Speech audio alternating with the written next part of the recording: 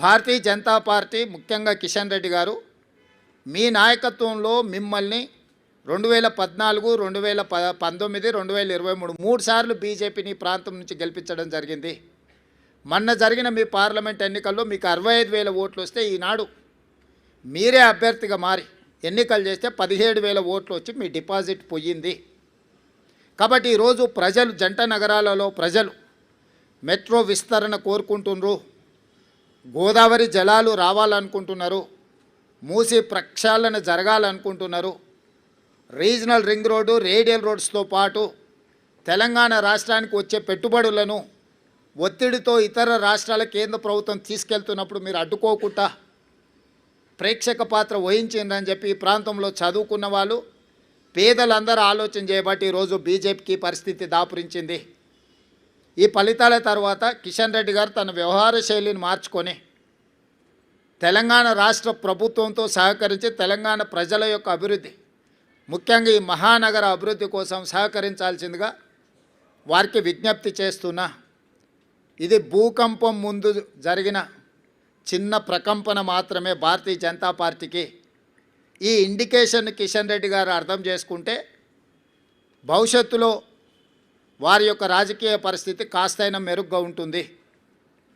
కాబట్టి వారు ఈ ఫలితాలను విశ్లేషించుకొని ముందుకు రావాల్సిందిగా, కాంగ్రెస్ పార్టీ ఎన్నికలు వచ్చినప్పుడే రాజకీయాలు మాట్లాడుతుంది, మిగతా సమయంలో రాజకీయాల జోలికి వెళ్ళాం, రాజకీయ విమర్శలు చేయము, సంక్షేమము అభివృద్ధిని రెండు కళ్ళలాగా భావించి ముందుకు వెళ్ళాలనుకుంటున్నాము. కిషన్ రెడ్డి గారు, తెలంగాణ రాష్ట్ర ముఖ్యమంత్రిగా మిమ్మల్ని సాదరంగా ఆహ్వానిస్తున్న సచివాలయానికి రండి.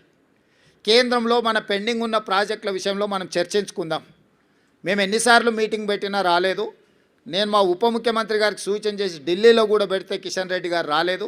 ఇప్పుడు మళ్ళీ డిసెంబర్ 1 నుంచి పార్లమెంట్ సమావేశాలు రాబోతున్నాయి కాబట్టి ఉప ముఖ్యమంత్రి గారికి నేను వేదిక మీద నుంచి సూచన చేస్తున్నా.